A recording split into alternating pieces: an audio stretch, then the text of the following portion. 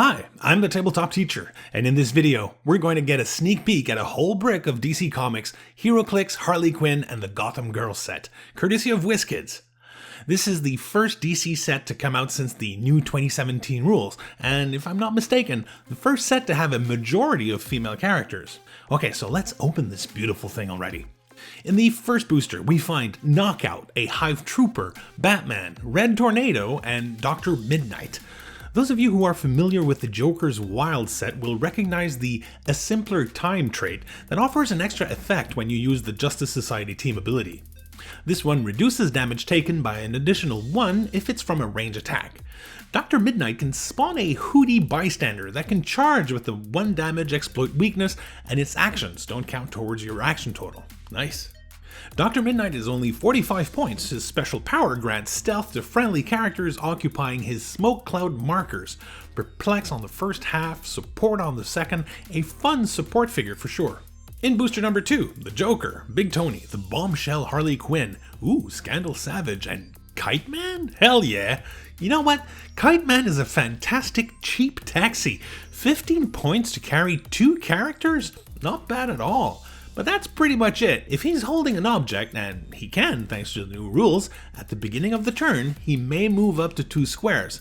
The thing is, if he carried characters, he won't be holding an object, but it's an option.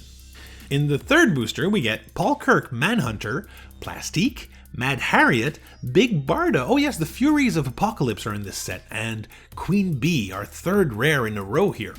Those are good stats, and she has a trait, Drones, from my Hive that can make it so other friendly characters with the Hive keyword can use Sidestep. This also works for the Bee drones she can spawn with a power action. She has an interesting mind control variant with 3 targets that can actually target even more characters if they're adjacent to an original target. Wow! With Running Shot on top of that, she looks like fun. In the fourth booster, Common Harley Quinn, Scarecrow, didn't expect him, a Common Batman, Duchess, and well, this happens sometimes, Enchantress is off her sculpt. Look at those combat values, 8 range, and she starts with 10 speed, phase, teleport, 11 attack with penetrating psychic blast, 18 defense with energy shield deflection, and 3 damage with shape change, and you get to roll a die at the beginning of your turn that might give her enhancement and support, or Perplex and the Mystics team ability. Wow, only 75 points, and there's more. Her special attack power is a Pensai Steel Energy combo that even works with range attacks. That's crazy. The counterweight is her trait. When she's knocked out, you reduce your action total by 1 until the end of your next turn. And that's still an amazingly good figure. Cool. Booster number 5 holds another Common Harley Quinn, Stampa, a generic GCPD officer, another Mad Harriet, and who's this in the back? Giganta, cool. Our first super rare. She's missing a hand, I'll glue it back. That's the costume she had in the first Injustice video game, right? An indomitable giant that can deal 4 damage on the first click if you play her at 90 points. 2 traits. The first one, only 6 of us? Grants more and more stuff the larger your team is. If your force has 3 characters or more, she gets stealth. She can ignore hindering terrain for movement purposes if there are 5 or more characters on your force. Mind you, she already has that since she's a giant, but this trait is shared by other characters in the set. And if you have exactly 6 characters on your force, you modify all her combat values by +1. That would give her some serious stats to start with. Her second trait is somewhat similar to having Colossal Stamina. If she has 2 action tokens, you can give her a free action to become Colossal until your next turn, and she may make a close attack. This exertion is going to deal her 1 unavoidable damage though. Note that she is a single base character, so she can be placed with TK. That giant reach charge can be really interesting.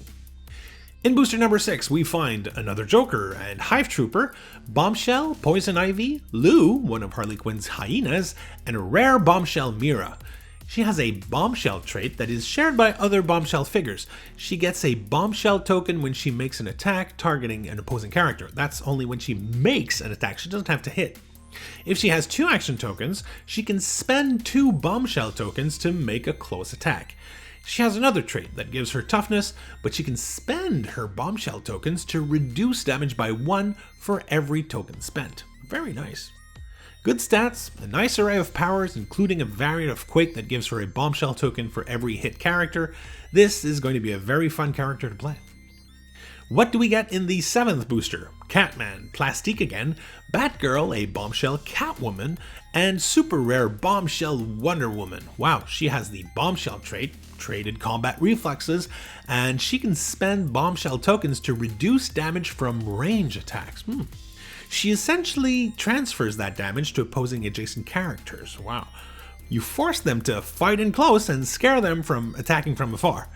She also has a very strong leadership variant that allows you to roll again for leadership for every friendly character within 4 squares in line of fire.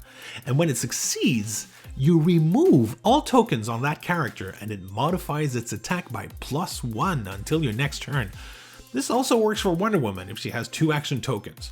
All this with good stats and powers, very, very nice.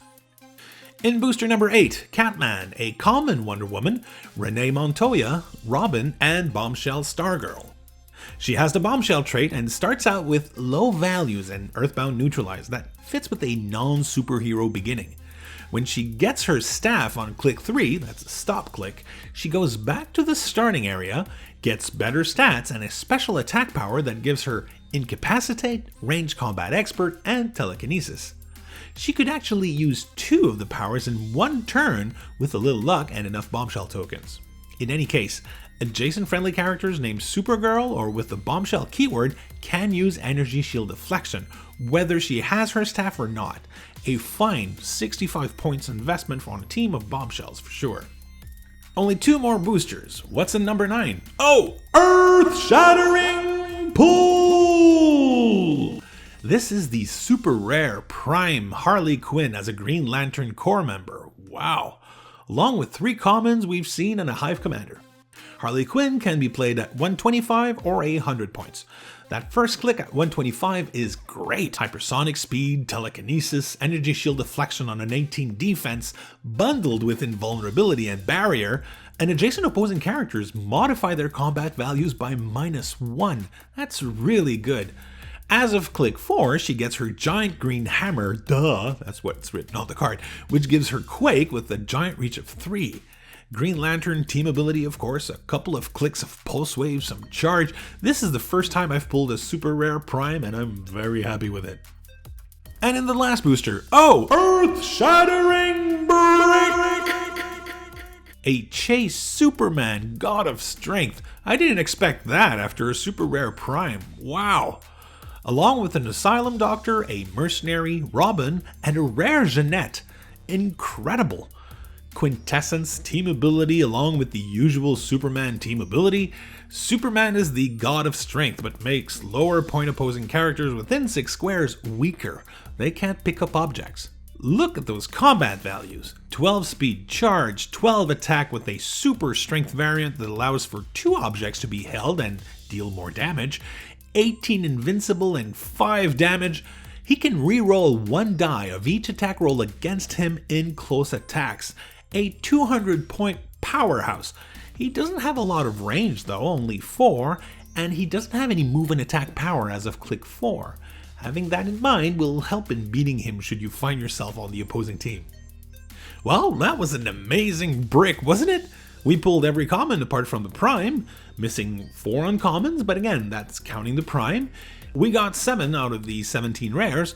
I really wanted Granny Goodness. I absolutely loved when Ed Asner voiced her in DC animation. I'll have to look for her.